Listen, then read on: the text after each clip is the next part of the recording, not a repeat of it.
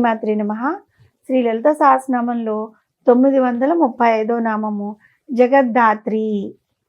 జగద్ధాత్రి అనే నామానికి అర్థం ఏంటి అంటే, జగత్ అంటే ప్రపంచమును, ధాత్రి అంటే ధరించునది లేదంటే భరించునది అనే అర్థం ఉంటుంది. జగన్మాత లలితా త్రిపుర సుందరి సమస్త విశ్వాన్ని ధరించుచున్నది కదా, అంటే పరిపాలిస్తుంది కదా. జగన్మాత పంచకృత పరాయణ. సృష్టి, స్థితి, లయ, తిరోధాన, అనుగ్రహాలను పంచకార్యాలు అంటూ ఉంటారు. ఇవన్నీ చేయడానికి త్రిమూర్తులను సృష్టించినప్పటికీ వారి వెనుక ఉండి ఆ తల్లి ఈ కార్యాలన్నింటినీ నిర్వహిస్తూ ఉంటుంది. ఈ విషయాన్ని జగద్గురువులైన ఆదిశంకర్లు సౌందర్యలహరిలోని మొట్టమొదటి శ్లోకంలోనే వివరించారు. అమ్మా పరమేశ్వరి, ఈశ్వరుడు కూడా శక్తివైన నీతో కలిసి ఉన్నప్పుడే కదా లయ కార్యాన్ని నిర్వహించగలుగుతున్నాడు. శక్తి లేని శివుడు స్థానరూపుడే, కదలడానికి కూడా ఆసక్తుడైపోతాడు. హరిహర బ్రహ్మలు నిన్ను ఆరాధించే సృష్టి, స్థితి, లయ కార్యాలు నిర్వహిస్తూ ఉన్నారు. భూమిర్ధేనుద్ధరణి లోకధారిణి అంటే తల్లి ఏ విధంగా తన బిడ్డలకు పాలించి పెంచుతుందో, భూదేవి ఏ విధంగా మనకు జీవనమును కొనసాగించడానికి కావలసిన పదార్థాలన్నింటినీ ప్రసాదిస్తుందో, అదేవిధంగా అమ్మవారు కూడా ఈ సమస్త జగత్తును, అందులోని చరాచర జీవులను భూరూపము చేత పెంచి పోషిస్తూ ఉంటుంది. కాబట్టి వసన్యాది వాగ్దేవతల అమ్మవారిని జగద్ధాత్రి అనే నామంతో కీర్తించారు. కారణోస్తృతిలో పరబ్రహ్మ స్వరూపమును, ఇతడు భూతములను పాలించువాడు, ప్రాణముల ధర్మములను కాపాడుకై ఇతడు వంతెన అని వివరించి ఉందన్నమాట.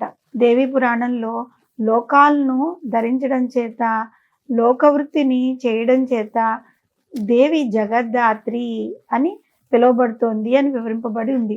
దుర్గా సప్తశతిలోని 11వ అధ్యాయంలో జగన్మాత లలితా త్రిపుర సుందరి దేవతలకు ఏ విధంగా స్పష్టమైన అభయం ఇచ్చిందంటే, దేవతలారా, 100 సంవత్సరములు వర్షములు కురియకపోవటం వలన నీటి లేముతో పరితపించుచున్న భూమిపై నేను మళ్ళా వర్షములు కురిసేదాకా లోకమంతటిని నా శరీరం నుంచి ఉత్పత్తి అయిన ప్రాణములు నిలపగల కాయగూరలతో పోషిస్తాను.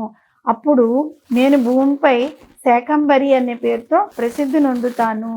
ఇది జగద్ధాత్రి అని వివరింపబడిన జగన్మాత యొక్క రూపము.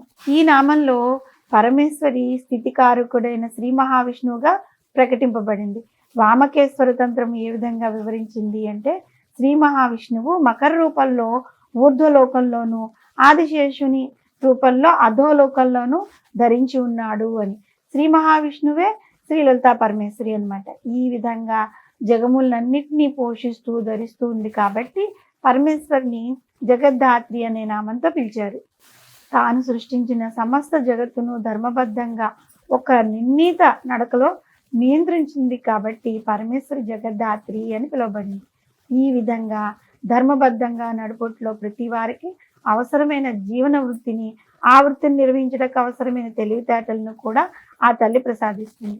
జగన్మాత యొక్క కారుణ్యతను వ్యక్తపరిచే నామాన్ని నిరంతరం మనం కనుక స్మరిస్తూ ఉంటే జీవితంలో అన్నపానీయాలకు కానీ, సుఖజీవనం కానీ ఎటువంటి లోటు కలగదన్నమాట. కాబట్టి జగద్ధాత్రి అనే నామంతో అమ్మవారిని మనం పూజిస్తూ ఉన్నట్లయితే, ఈ నామంలో మనం చెప్పుకున్నట్లుగా మనకి ఎప్పటికైనా సరే అన్నపానీయాలకు కానీ లోటు ఉండదు. అంతేకాదు, సుఖవంతమైన జీవితాన్ని మనకి అమ్మవారు ప్రసాదిస్తుంది. శ్రీమాత్రే నమః.